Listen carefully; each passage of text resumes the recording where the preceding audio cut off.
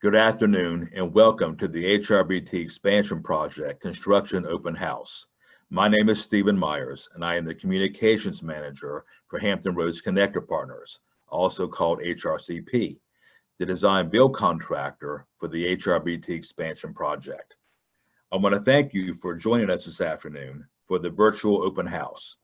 These types of events are much better when held in person, but because of the COVID-19 situation, we are holding this open house as a virtual event. This open house is being held to update you on the status of the HRBT Expansion Project, which is the largest transportation infrastructure project in the Commonwealth of Virginia, and it's one of the largest in the country. This project will deliver much needed capacity to I-64 and the Hampton Roads Bridge Tunnel. Over the next hour, engineers and managers from HRCP will present information regarding the current work that's underway and construction activity that's planned to commence in the coming weeks and months here on the project. Following opening remarks by Jim Utterback, who is VDOT's project director for the HRBT Expansion Project, and then Jose Martinalus, who is HRCP's project executive, we will view a design concept video of the HRBT Expansion Project. This video will provide a visual representation of what the interstate, the trestles and bridges, the islands, and the new tunnels will look like at the completion of the project. Then, following the video, we will have presentations addressing 4 different aspects of the project. The first presentation, hosted by Angel Crespo, who is HRCP's Area 4 project manager, will focus on construction activity in Hampton. The second, hosted by Julio Jimenez, who is HRCP's Area 1 project manager, will highlight construction activity planned for Norfolk. The third, co-hosted by Rob Gianna, who is HRCP Marine Bridges project manager, and Megan Pym, who is the HRCP North Island Expansion Project Manager, will present an overview of construction activity on the trestles that lead to and from the Hampton and Norfolk shorelines to the new tunnel. And the fourth presentation, hosted by Louis Bray, HRCP's project manager, will showcase the work associated with the construction of the new twin tunnels and the portals on the North and South Islands. Following the 4 construction area presentations, I will come back on and talk with you about the project communications and public outreach activities and the tools we will use to keep you informed of the project progress and to address any of your issues or questions you may have throughout the life of the project. With that introduction to the open house, it's now time to begin the program, and I'll hand off to Jim Utterback. Jim? Thank you, Steve. Good evening. I would like to welcome you to the HRBT Expansion Project Construction Virtual Open House. The purpose of this event is to provide you with an overview of planned construction activities as we work to build one of the largest infrastructure projects in Virginia. We appreciate your interest in the project and look forward to answering any questions you may have this evening.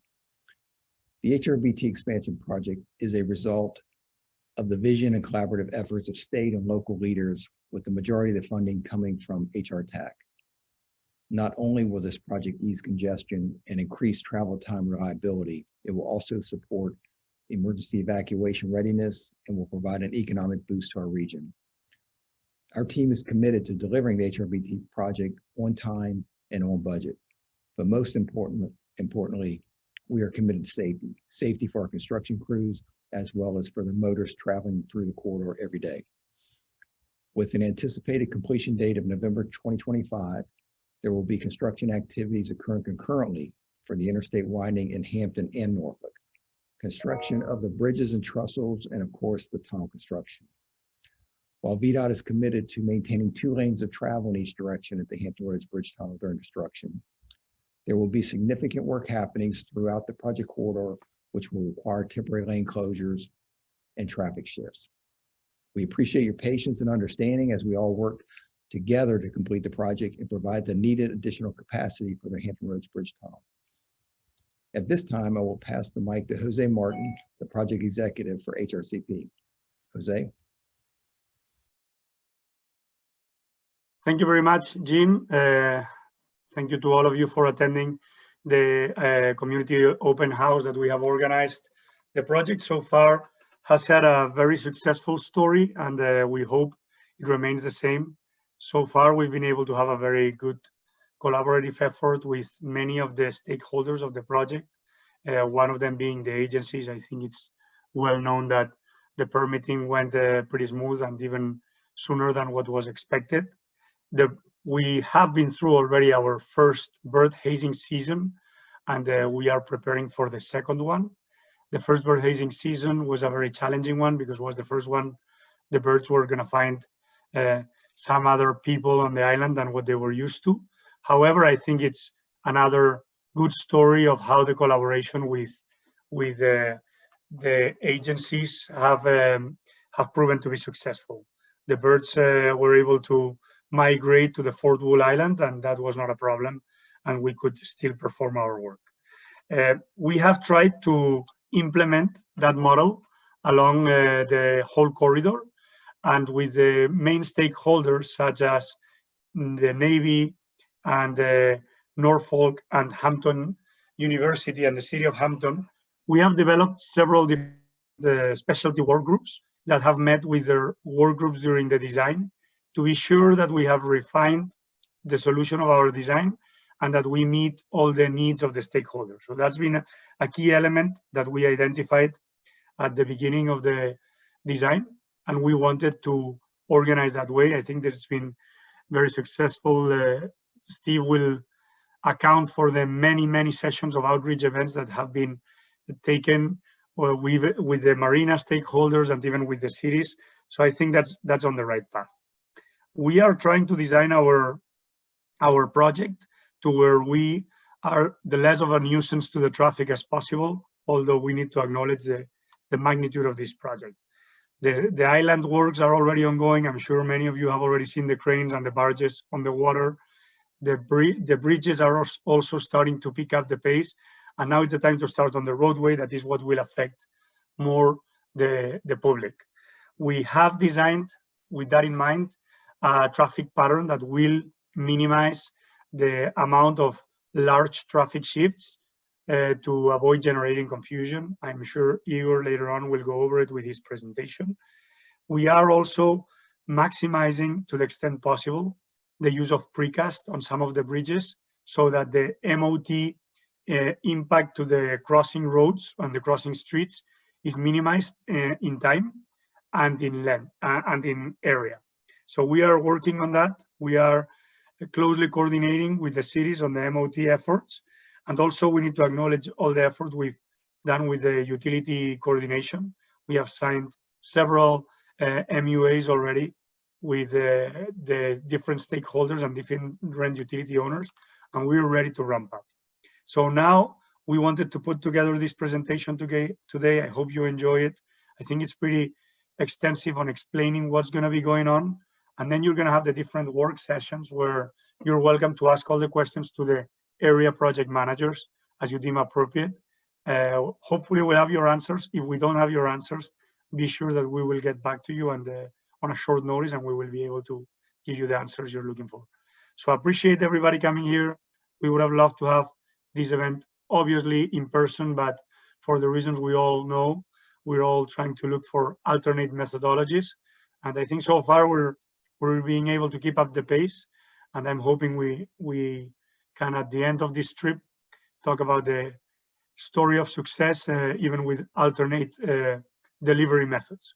So thank you very much to all of you, and passing it over back to Steve. Thank you, Jose and Jim. As I mentioned in the introduction, we have a project design concept video to show you that will help describe the project from Settlers Landing Road in Hampton all the way down to the I-64, I-564 interchange in Norfolk, as well as to show you what the finished work will look like at the end of the project. I hope you find the video both enjoyable and informative. Following the video, Angel Crespo, Railway Project Manager, will kick off the 4 construction area presentations. Here's the video.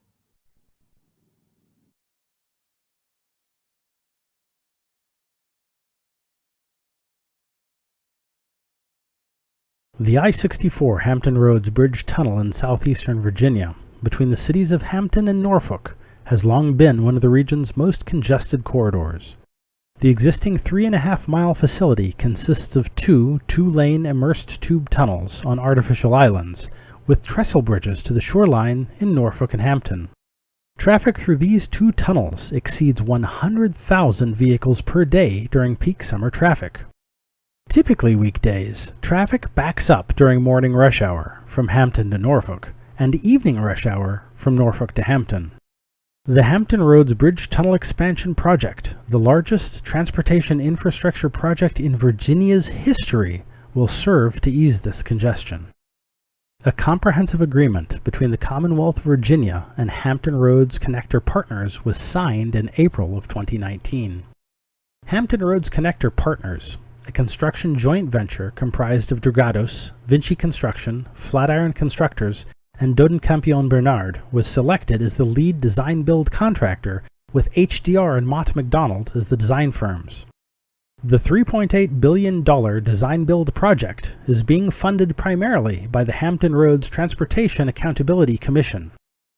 The HRBT expansion project will add more capacity to the Hampton Roads Bridge Tunnel and will include the construction of 2 new two-lane bored tunnels, widening of 1 mile of I-64 in Hampton from Settlers Landing Road to the Phoebus shoreline, and 4 miles of I-64 in Norfolk from the Willoughby shoreline to the I-564-I-64 interchange, the rehabilitation or replacement of 27 bridge structures, and the installation of new sound walls, lighting, and drainage. The HRBT expansion project will consist of 3 project construction zones. Final configuration of the almost 10-mile corridor will include 2 toll-free general-purpose lanes, plus 1 tolled HOT lane, plus 1 part-time HOT lane in each direction, both eastbound to Norfolk and westbound to Hampton. The first construction zone focuses on roadways and the widening of 1 mile of I-64 in Hampton, from Settlers Landing Road to the Phoebus shoreline, and 4 miles of I-64 in Norfolk, from Willoughby Spit to the I-64-I-564 interchange. The second construction zone focuses on the widening or replacement of 27 bridges along the 10-mile project corridor. 23 existing bridges will be widened, 4 new bridges will be built to replace the existing. This includes the construction of temporary and new trestles from the Phoebus shoreline to the North Island, and then the demolition of the existing trestles, and the construction of a new 8-lane super trestle from the Willoughby shoreline to the South Island, and then the demolition of the existing trestles. The third construction zone focuses on the new HRBT tunnels and will include the expansion of the North and South Islands to accommodate the portals leading to and from the new tunnels, and the construction of new twin 2-lane bored tunnels. Unlike the existing immersed tube tunnels, the 2 new tunnels will be constructed using a tunnel boring machine. The I-64 corridor is one of the most congested areas in all of Virginia, with backups often exceeding 6 miles during peak traffic hours. The Hampton Roads Bridge Tunnel expansion, the single largest transportation infrastructure project in Virginia's history, is being developed to improve traffic flow and support future growth.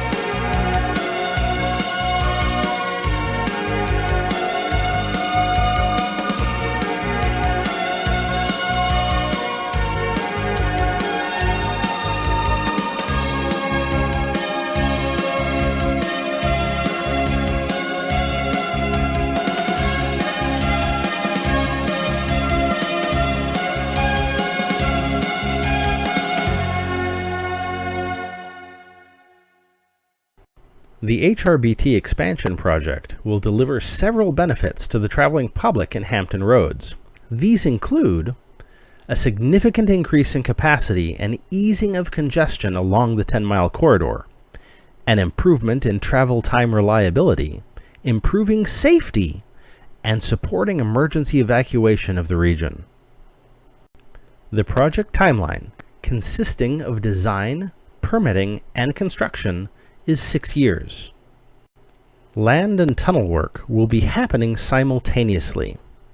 Land and marine bridge trestle work is scheduled to begin in 2020. Tunneling work is expected to begin in 2022. All construction work is projected to be completed by November of 2025. For additional information on the HRBT expansion project, please visit the website shown below or contact the VDOT or HRCP communications managers.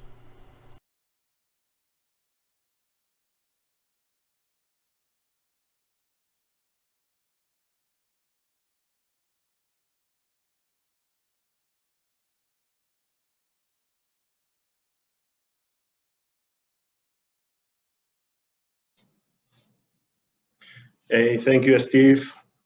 Hi, everyone. This is Angel Crespo. I'm the roadway project manager of HRCP. I will take care of the roadway landside works on both sides of the bay, Hampton side and Norfolk side. I'm gonna do the presentation of the Hampton side. It's about a mile of I-64 corridor from Settlers Landing Road all the way up to the North Trestle abutment in the short line. So basically what we are going to do is improve the capacity of this portion of the highway. Improvements to the corridor are proposed to reduce the congestion and accommodate increased traffic volumes.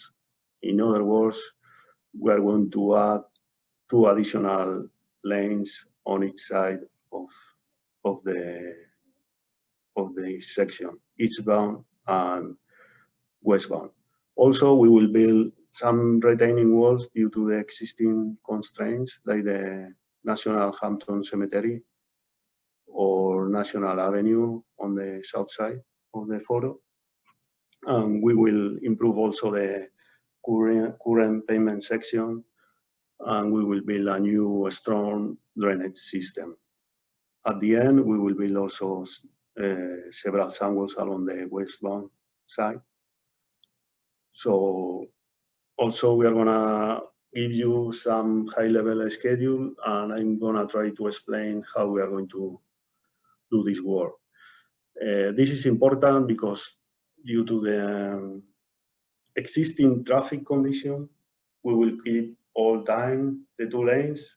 So we need to switch the traffic from one side to the other, from the interior to the exterior, and accommodate these needs of the traffic at the same time the needs for the construction. So basically we have 3 phases. Phase 1 is gonna be when the Mallory Bridge works will happen and the interior widening will occur. We will do the demolition of the existing barrier wall in the median to create room to install the new storm drainage system and put the permanent barrier wall back again. And at the same time, the demolition of Mallory Bridge will happen and the replacement will be complete during this phase. Once phase 1 is finished, we will shift the traffic to the interior and we will open the exterior for the works on that area. Is when we will work on the retaining walls, complete the new storm drainage system, and build these sandwalls on the westbound side. Once this phase is finished, we will complete the works with phase 3, is when we will improve the existing pavement condition. So talking about a schedule, Mallory Street Bridge replacement will start pretty soon, April this year, and will finish at the end of 2022. the widening of the off-on-ramps for Mallory Street will start at the same time, but it will finish almost at the end of these works, because once eastbound side is finished and Mallory Bridge is finished, we need to work on the westbound side to improve the on-off ramps on that side. The widening is going to cover from April this year up to the end of the works. Is when these three phases that I explained before are going to happen. And Settlers Landing Road off on ramps will start next year in February and will finish at the end of the project. I'm going to explain with more detail what we're going to do in Mallory Bridge and in Settlers Landing Road. So in this slide, you can see the existing Mallory Bridge. What we are going to do is increase the width of this bridge. We will add a nice sidewall on the north side. So the works, to do this work, first of all, we need to do the demolition. To do this demolition and keep the traffic during all time, we will do the work in two different stages or phases. First of all, we will do the demolition of the south side, and we will push the traffic over the north side of the bridge. We will create a new sidewall, temporary sidewall of this area for the pedestrians, and is when we will rebuild the south side of the bridge. Once this side is complete, we will push the traffic over the south side, and we will do the demolition of the north side. So again, the pedestrian will be relocated over the permanent sidewall on the south side, and we will rebuild this section. So this is a photo of the future condition of the Mallory Bridge.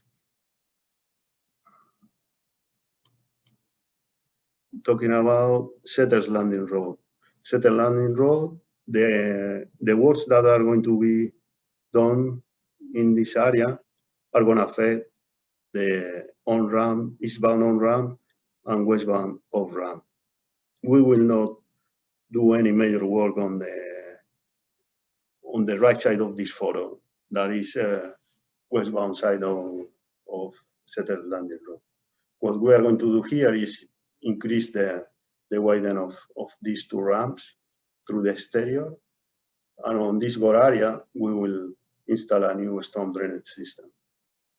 So it's going to be a pretty easy work, but it's going to take some time due to this condition of the traffic. This photo shows the section of the corridor that is approaching to the North Trestle. On this area, we see the existing condition of the traffic with these two lanes. So we will increase to the exterior, through the exterior, another two lanes on both sides, and we will build a retaining wall on the eastbound side to connect with the North Trestle. As part of these works in this part of the corridor, we will relocate this substation that is currently in front of Hampton University, and we will relocate it over the gore area in Mallory Bridge.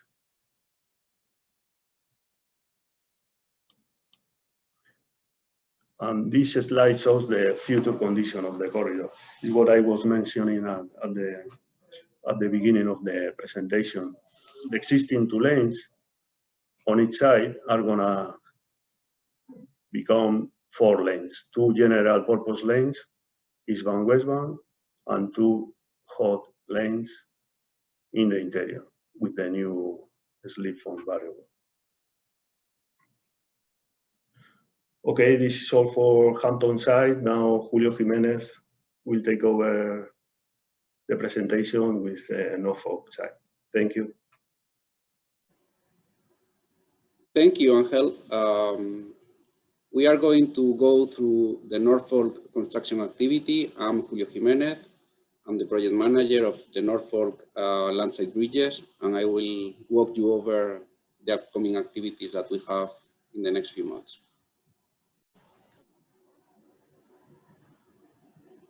For the next few minutes, I'll explain you the roadway works that we will have for the next few years, from the marine trestles at Willoughby Speed to the interchange with the I-564 in Norfolk.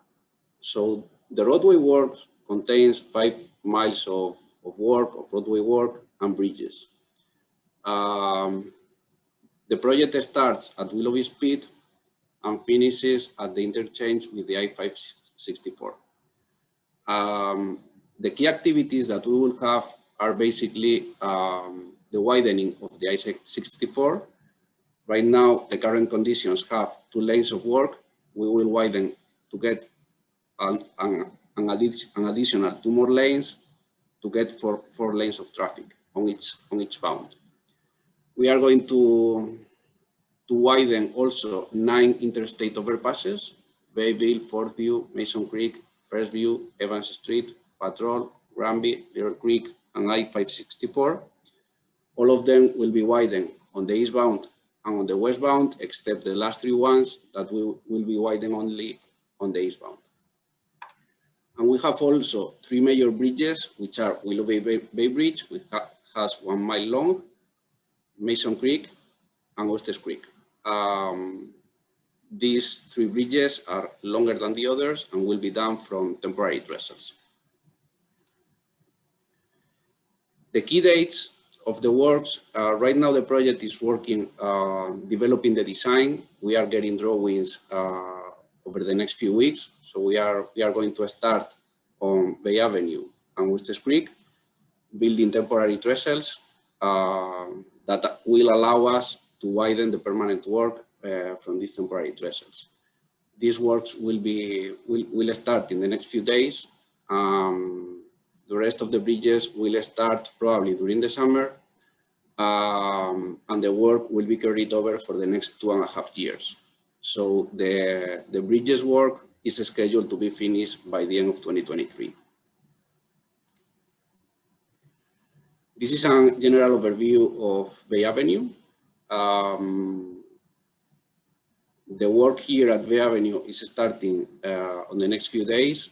The erosion control and sediment controls measures have already been put in place, and the construction of the temporary trestle will start in the next few weeks. This is a steel temporary trestle that will allow the construction of the permanent work. Due to the traffic restrictions, the construction of these trestles is going to take time, because we are not allowed to shut down lanes during the day. We are only allowed to shut down lanes during night shifts. We cannot work during the nights also because of the neighborhoods, and we are trying to mitigate environmental and safety impacts. These are the works that are being carried over Ostes Creek. We are building a temporary access road. Once this temporary access road from Patrol Road is finished, we will be able to start the temporary trestle, the construction of the temporary trestle that will go from one side of Ostes Creek to the other side. And from this trestle, we will be able to build the permanent work. These activities are scheduled to start over the next few days. On the roadway side, the works that are scheduled are scheduled to start now in February. Removal of rumble strips, median work between Fourth View and Patrol Road. These works will be carried over the median. We are going to strengthen the interior shoulder. This is the phase 1 of the traffic, and this is an overview of the traffic shifts. Right now, we are working on the phase 1 of the project. This phase 1 contains the strengthening of the interior shoulder of the eastbound. This is a preliminary phase. Once we have this phase done, we will put the traffic on the interior side of the road for us to be able to widen on the exterior side of the eastbound. This phase will take like almost 2 years of work, and it is scheduled this phase to be finished by the end of 2022, which will mean that the eastbound work will be completely finished and operational.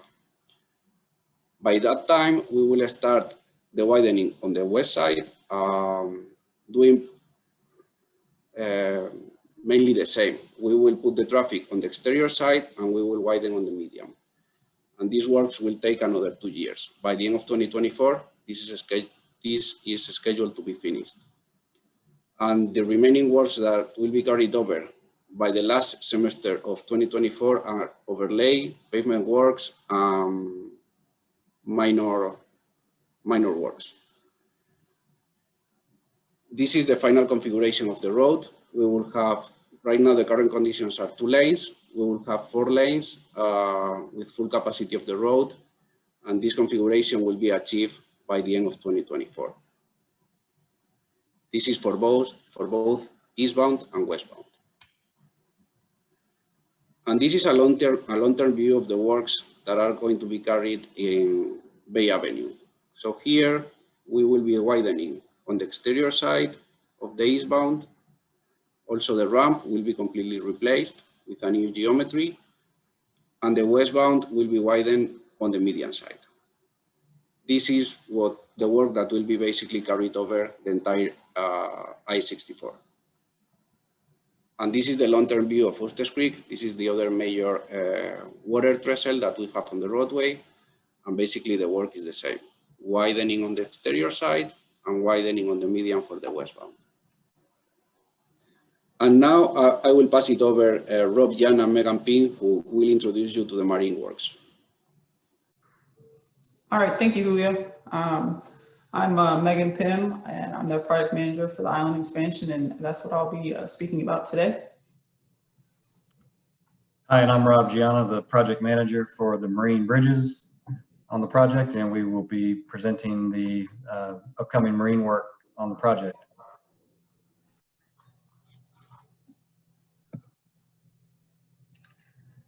The marine work on the project can be broken down into 3 main areas: the marine facilities to support the project, the island reclamation work, and the marine bridges. This map shows the area of the marine work, starting with the north side of the harbor in Hampton and the North Island, going over to the south side of the harbor in Norfolk and the South Island.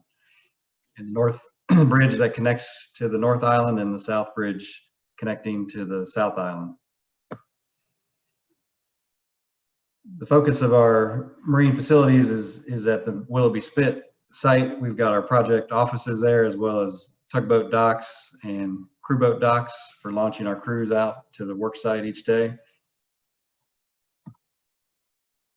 We've also got a safe harbor location tucked into Willoughby Bay, which consists of mooring piles for securing barges during non-work hours and any kind of weather events, and as well as some anchorage points.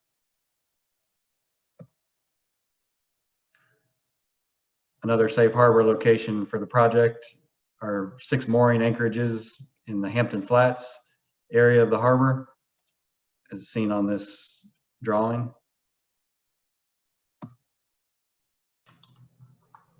And then our third safe harbor location for the marine work on the project is tucked in behind Point Comfort, which we call our Phoebus safe harbor location. So it is directly east of the North Bridge.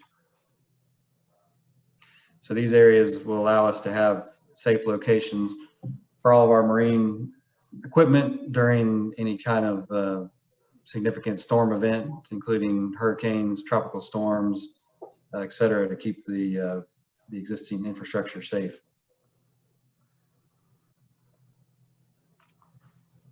Okay. This is the current North Island. We're actively in construction to expand this for the future trestles and the new tunnel.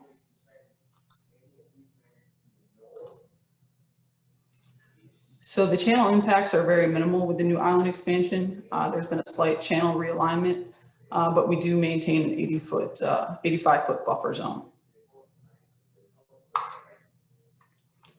So this is a good progress photo that we have. You see two of our 3 rigs working here. This is the southern portion of the North Island expansion. And you can see in the picture the bund that we've actually turned the corner and started progressing to the western portion of the expansion. This is the northern portion of the island. In the bottom screen, you see the CAT excavator with our 3rd rig working to place our bund material, which is our first layer. But prior to doing that, we actually had to drive some sleeves for the future trestles.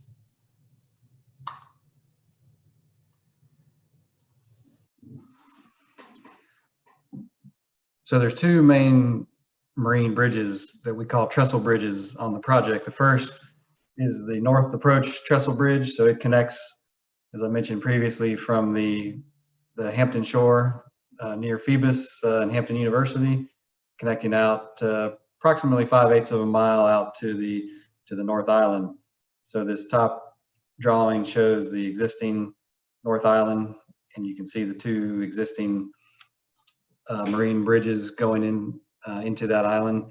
And then down towards the bottom of this graphic, you can see at the red outline the future North Island that Megan just spoke about. So this would be the widened North Island with the reclaimed land. And so in the graphic in orange then depicts where the new North Marine Trestle will be. So down here at the bottom shows the existing structures that as everyone is familiar with. So we've got two-lane bridges now. And so then the rendering on the right shows what the future North Trestle Bridge will look like with 2 completely rebuilt 4-lane bridges, 4 lanes in each direction for a total of 8 lanes going into the North Island here.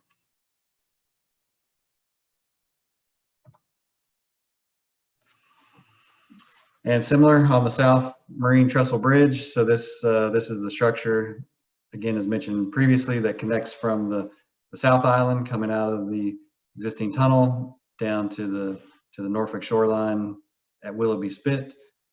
So the difference here from the North Marine Bridge is that the 2 existing bridges, again, you've got two lane bridges existing, and the new structure will be 1 large 8-lane wide structure built out to the west side or the inland side of the existing bridges.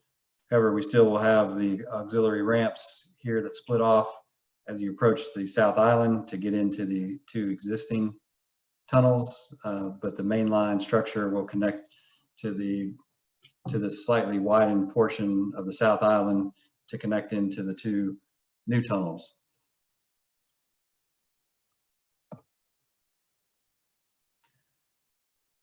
So the work has started on the marine bridges. Right now the work is focused around the test pile program. So what this consists of is we basically drive in a series of test piles around the structure, both North Bridge and South Bridge, with the intent of confirming that we have the adequate capacity needed to support the future structure. So the picture on the left just shows the crane barge installing one of the test piles for the South Trestle Bridge down near the Willoughby shoreline. And then the picture on the right represents a static load test. And so this big structure was built around and on top of the concrete test pile. And we actually had to put in a 3 million pound load into that pile to confirm that that pile did not move or deflect, and the pile passed, meaning that it can support the future bridge. So lastly, just a quick snip of the schedule for the marine bridges. The work is getting ready to start here later this quarter of 2021 and will extend through the next 4 years, with the traffic going into the final or being complete on these 2 marine bridges at the end of 2024. All right, well, thank you, everyone. We are going to pass it off to Louis Bray, the project manager, who is going to talk about the portals and tunnels. Thank you, Robert and Megan. I'm Louis Bray. I'm the project manager of HRCP, responsible for the construction of this project. Today, I'll be giving you an update on the twin tunnels and the portal structures on South and North Island. Current construction work on South Island includes the construction of the launching shaft, as well as ground modifications in the tunnel alignment due to the shallow cover and proximity of existing structures. Also, we are currently building the wharf for the barging operations that will receive the TBM main components, as well as be used for barging of spoils to landfill site. This work will continue throughout the year to be ready for the TBM when it arrives at the end of 2021. Construction work on North Island has also begun with the expansion of North Island in order to accommodate the new alignment with its tunnels, transition ramp to the trestles, and portal structures. The current work includes the expansion of the island, mitigation measures for settlements, as well as reconfiguration of access to the site. This work will continue throughout the year with the construction of the receiving pit starting in late summer of 2021. The tunnel alignment. In order to accommodate the new eastbound twin tunnel alignment, the North Island has to be enlarged to somewhat over twice of the current surface area. This will allow for the transition from the north trestle down to the tunnel level to be constructed. The portal structures, as well as the twin tunnels that will link North Island to South Island. On South Island, the southern end of the island must be expanded in order to be able to construct the transition ramp from the tunnel level back up to the south trestle. This work will start sometime in 2022 and will require multiple phasing in order to reconfigure both the south trestle leading into the current tunnels with the new tunnels. The tunnel boring machine is being manufactured in Germany by Herren Connect. It has a diameter of 46 feet and the rotary cutting head is equipped with all the tools necessary to cut the anticipated ground conditions. The tunnel boring machine shield, as well as its gantries, measure 430 feet, which is 70 feet more than your typical football field. And the trailing gantries, as we will see in the next slide, provide all support for electrical, mechanical, control systems in order to mine these tunnels.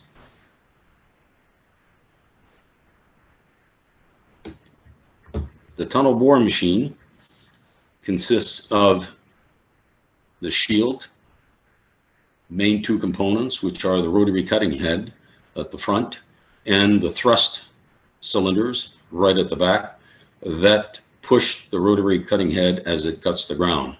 Immediately behind the thrust cylinders are the segmental lining, which are the permanent lining for the tunnel. These are installed as mining progresses.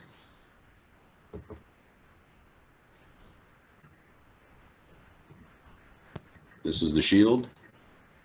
These are the gantries. This is the rotary cutting head, the thrust system, and immediately behind are the segmental lining elements that are erected as we mine. The inputs are concrete segments and supplies, and the output is, of course, the excavated spoils that are mined, that are conveyed hydraulically, that is, pumped back to the surface, where they are sent to a treatment plant to separate water and fine materials. This is a brief movie that will explain the function of the TBM. The TBM operates in two intervals. The segment ring is installed during the first interval. The concrete segments are provided by the segment feeder and lifted by the erector. In the installation area, the hydraulic cylinders are temporarily retracted in order to provide enough space for the new segment.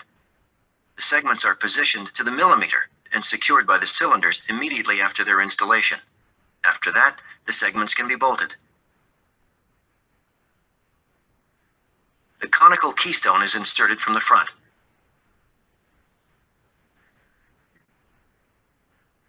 At the end of this process, a so-called invert slab, which is a tiltable module, is installed in the invert of the last built ring.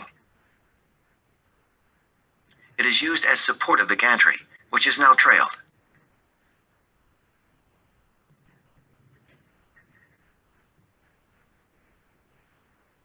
The supply vehicles can drive on the road element up to the segment handling station in the front.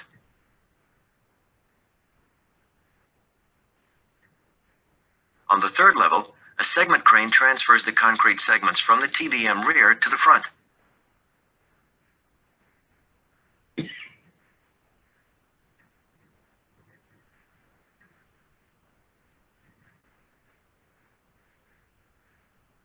With the transfer crane, the segments, which are supplied by the segment transport crane behind gantry 1, are individually lifted, turned, and positioned on the segment feeder.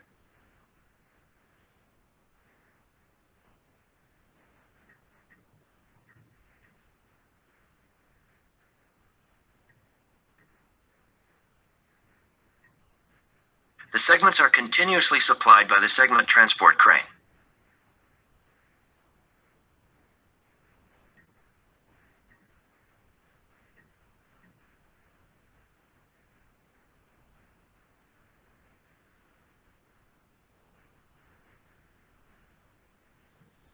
The rotating cutting wheel is pushed ahead by the hydraulic cylinders, and the material at the tunnel face is being excavated and removed through the suction line. You can now see the successive intervals, tunneling, segment installation, tunneling, and so on, in fast motion.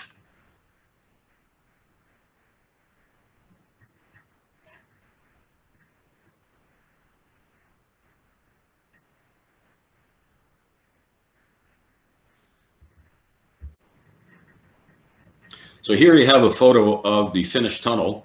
You can see the segmental lining that was erected as we mine.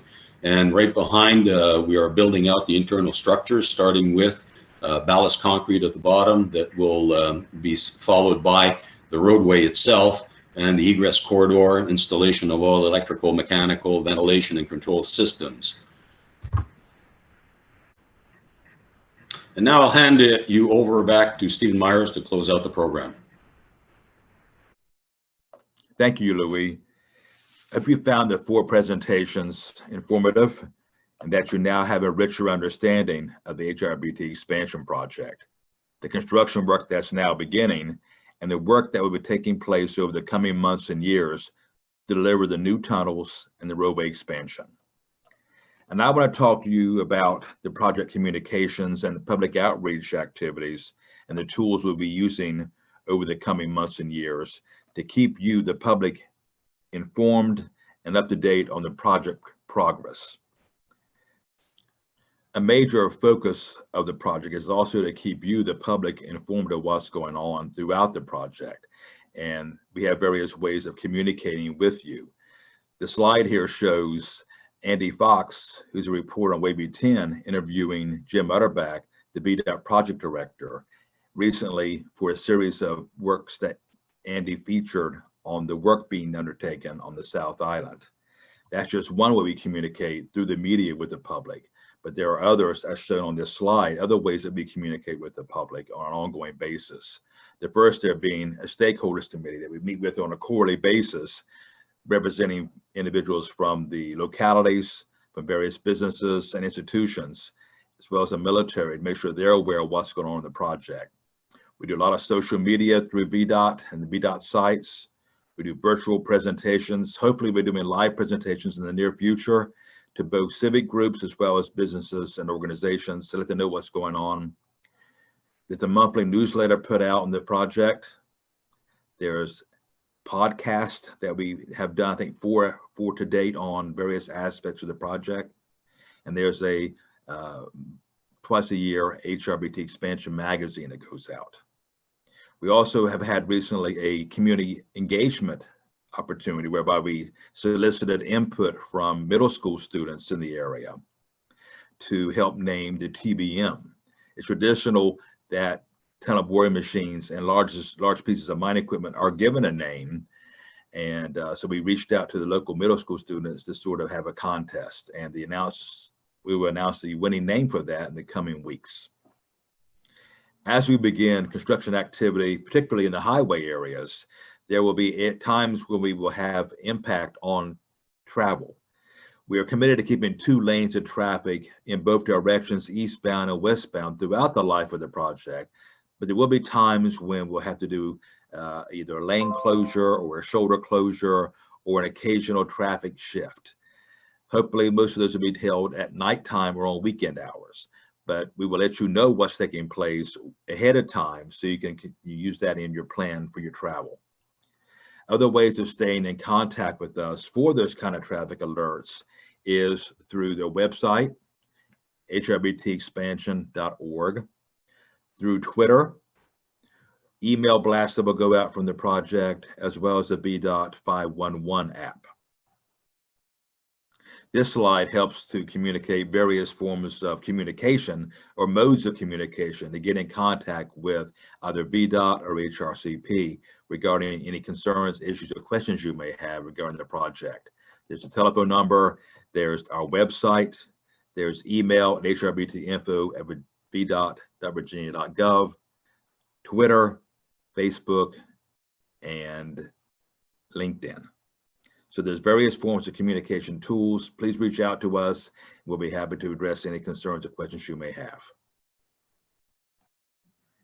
This concludes the general session part of the open house.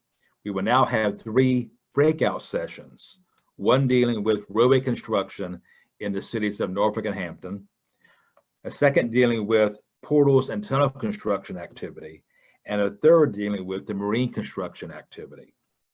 These live breakout sessions are a chance for you to learn more about a particular area of the project, and also for you to ask questions or voice concerns that you may have associated with that construction area. These 3 sessions will run concurrently for the next 30 minutes, and you can use the information provided in the slide that will follow to gain access to one or more of these breakout sessions. A couple of housekeeping rules as we go into the breakout sessions. 1, we would ask that you please mute yourself when gaining access to the breakout session. And 2, we ask that you please enter your questions or your comments using the chat feature in the room. That will allow us to have a sort of an orderly way of handling the number of questions and concerns that might be made during that session. So again, we thank you for your opportunity to meet with you this evening and to talk with you and to hear from you. And we look forward to meeting with you in the future as we advance the project. Thank you for your time and have a great evening.